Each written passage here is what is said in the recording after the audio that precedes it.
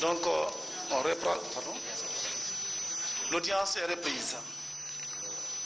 Sur les griefs tirés de la violation des dispositions combinées des articles 3, 5 et 6 du protocole de la CEDEAO sur la démocratie et la bonne gouvernance, considérant que le requérant soutient que durant tout le processus électoral, la CENI a fait montre d'un parti pris évident en faveur du candidat du RPG et a joué un rôle considérable dans la mise en œuvre de la fraude à travers la violation flagrante des dispositions du Code électoral, qu'aussi elle a refusé de prendre en compte toutes les observations et réclamations de l'IFDG, même lorsque celles-ci étaient incontestables au regard de la loi, qu'elle a manqué de neutralité, que le fichier électoral a été établi de manière à favoriser le candidat du RPG.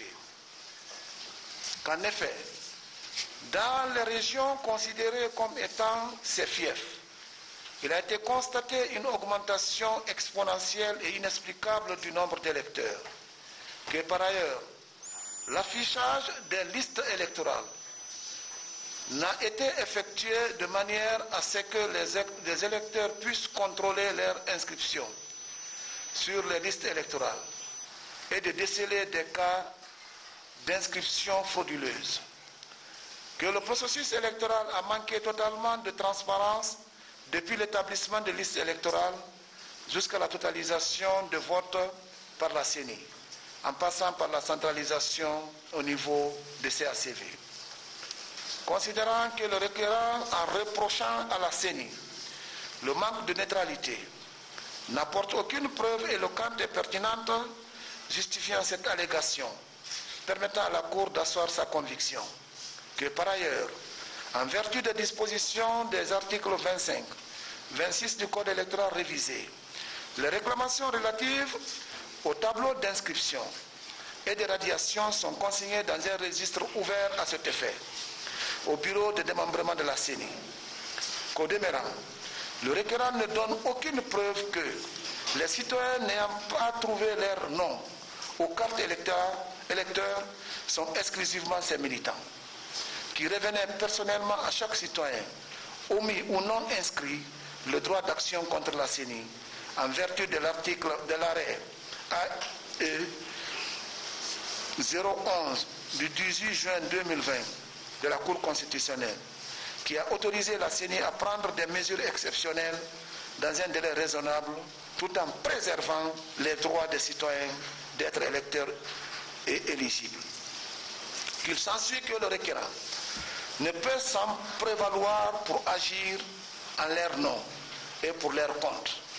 Que par ailleurs, la Cour constitutionnelle n'a pas non plus reçu de recours émanant des citoyens par le biais de l'institution nationale indépendante des droits de l'homme, l'INDH, pour violation de leur droit fondamental d'être électeur ou éligible, conformément aux dispositions de l'article 27 de la loi organique L 2011-06 CNT du 10 mars 2011 relative à la Cour constitutionnelle et des articles 3 et suivants de la loi organique L 2011-08 CNT du 14 juillet 2020 portant organisation et fonctionnement de l'institution nationale indépendante des droits de l'homme, en exécution de l'arrêt susvisé, qu'il échait donc de déclarer ce moyen infondé.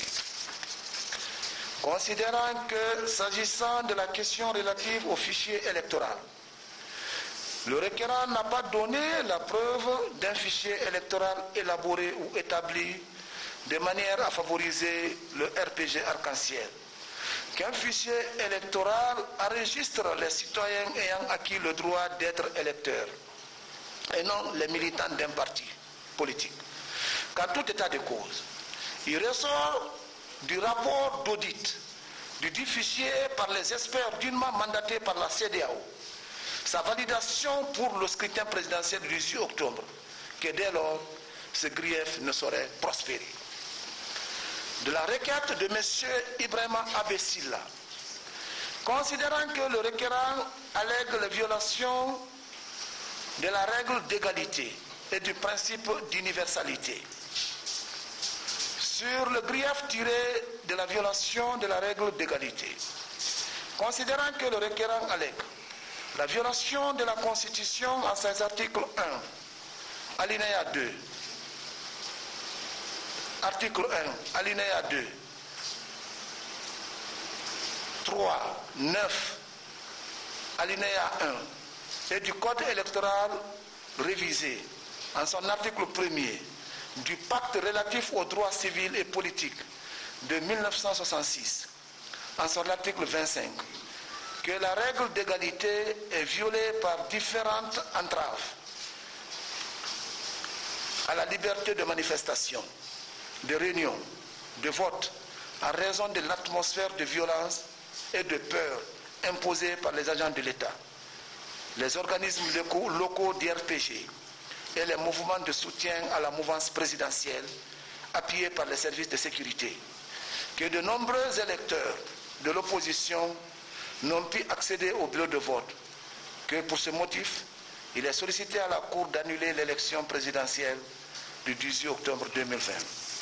Considérant que le requérant soutient la violation de la règle d'égalité, sans démontrer en quoi et comment ce droit a-t-il été violé, ni impact de cette violation sur le résultat de l'élection présidentielle de 18 octobre 2020, que ce moyen ne peut prospérer et doit être rejeté.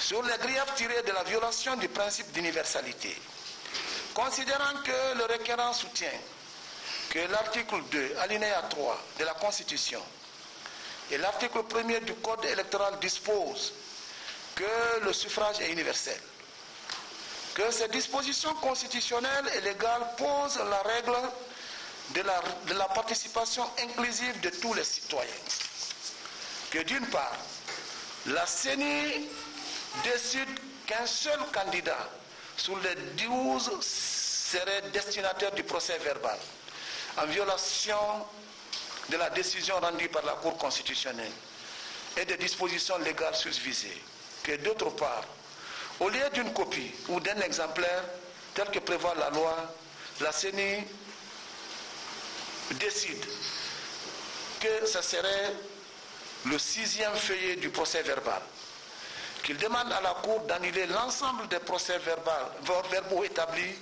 en violation des dispositions susvisées du Code électoral, de prononcer l'annulation des résultats du vote des CACV et des bureaux de vote où ces irrégularités sont survenues. Considérant que le requérant soutient l'annulation de l'ensemble des procès-verbaux établis en violation des dispositions susvisées, que la Cour constitutionnelle ne peut établir aucun lien de cause à effet entre l'annulation des 10 procès-verbaux pour lesquels le requérant n'apporte pas de précision et de preuves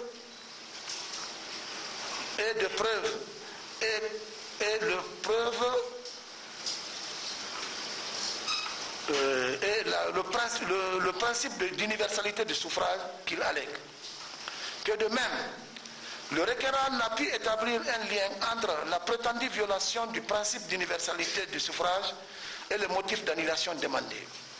Qu'il n'apporte pas non plus la justification d'une discrimination ou d'incidence d'une prétendue violation du suffrage universel sur son suffrage récolté, qui ressort aussi de l'examen par la Cour qu'aucun représentant de candidat n'a eu le privilège de recevoir des copies du procès verbal des bureaux de vote, au détriment des autres partis ou représentants, que dès lors, il échec de déclarer ce moyen infondé et le rejeter. Sur la proclamation des résultats définitifs, considérant qu'en tant que juge de l'élection présidentielle, la Cour de sciences est investie de plein droit d'apprécier les résultats provisoires de la CENI. qu'elle peut exercer son contrôle non seulement sur les éléments qui lui sont indiqués par les requérants, mais également sur tous les éléments qui peuvent avoir une influence sur les résultats. Que tel a été, entre autres, l'objectif de contrôle systématique pour rétablir les résultats de l'élection.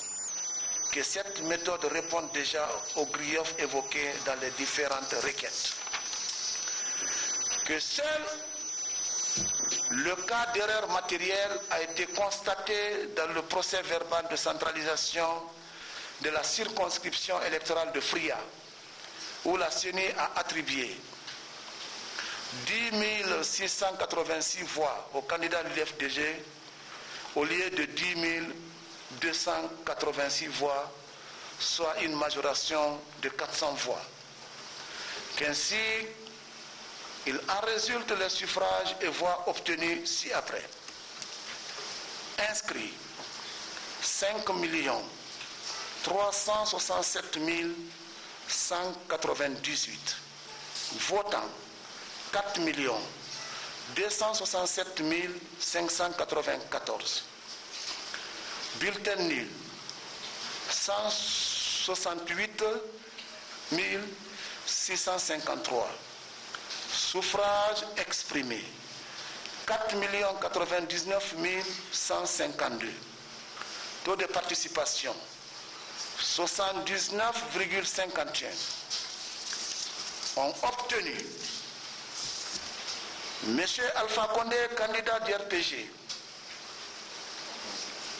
candidat du Rassemblement du Peuple de Guinée, RPG Arc-en-Ciel, 2 438 815 voix, soit 59,50%.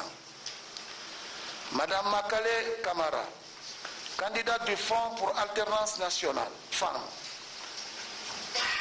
29 589 voix, soit 0,73%.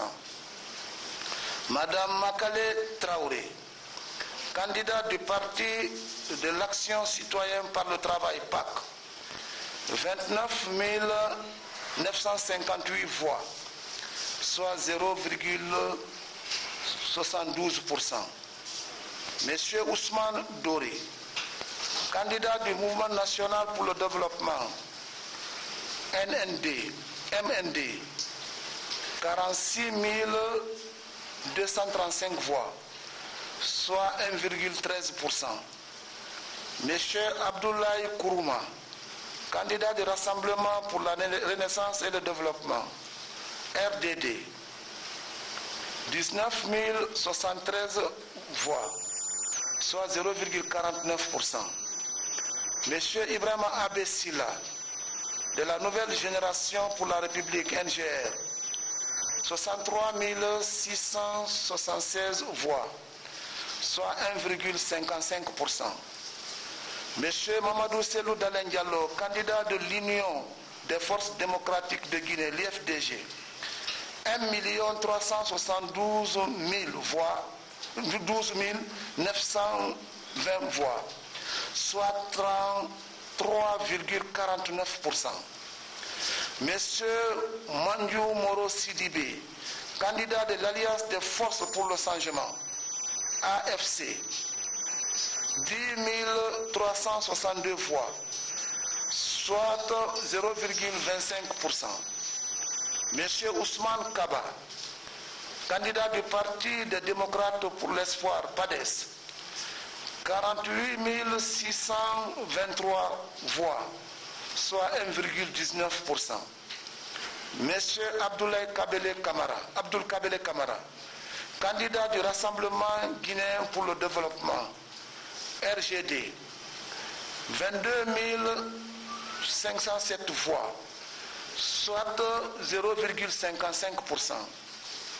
Monsieur Laï Suleiman Diallo, candidat du Parti de Liberté et du Progrès, PLP, 9 619 voix, soit 0,23%.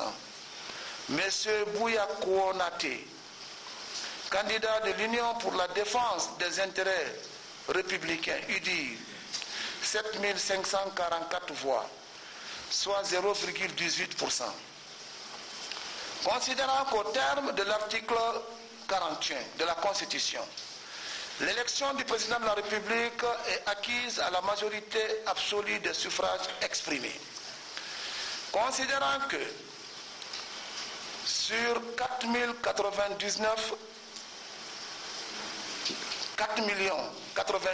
152 suffrages exprimés, M. Alpha Condé, candidat du RPG Arc-en-Ciel, a recueilli 2 438 815 voix, soit 50%, supérieur à la majorité requise, qu'il convient donc de le proclamer élu dès le premier tour président de la République de Guinée au terme du scrutin du 18 octobre 2020. Par ce motif, à la forme, ordonne la jonction des requêtes, déclare recevable les requêtes de M.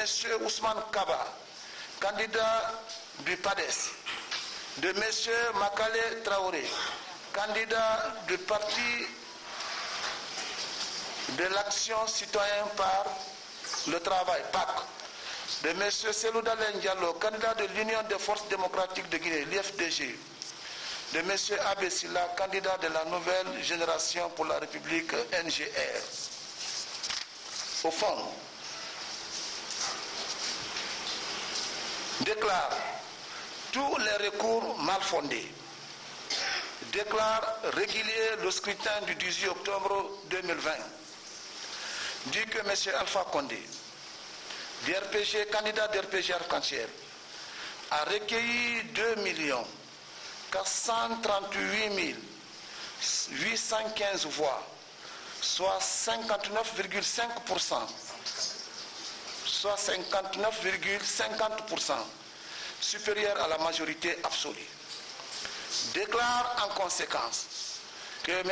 Alpha Condé est élu au premier tour de l'élection présidentielle du 10 octobre, président de la République de Guinée. Dit que M. Alpha Condé prêtera serment de président de la République devant la Cour constitutionnelle conformément à la Constitution. Ordonne la notification du présent arrêt au président de la République en fonction, au président de l'Assemblée nationale, au président de la Commission électorale indépendante, à M. Alpha Condé, à Mme Makale Kamara, à Mme Makale Traoré, à M. Ousmane Doré, à M. Abdoulaye Kourouma, à M. Abdoulaye Ibrahima Abessila, à M. Selouda Diallo, à M. Manjou Moro Sidibé, à M. Ousmane Kaba, à M. Abdoulaye Kabele Kamara, à M. Laï Suleiman Diallo, à M. Bouna Konaté. Ordonne sa publication au journal officiel de la République. Ordonne sa transcription dans le registre à ceux destinés. Ainsi fait et jugé les jours et en que dessus. Le rôle d'audience étant épuisé, la séance est levée.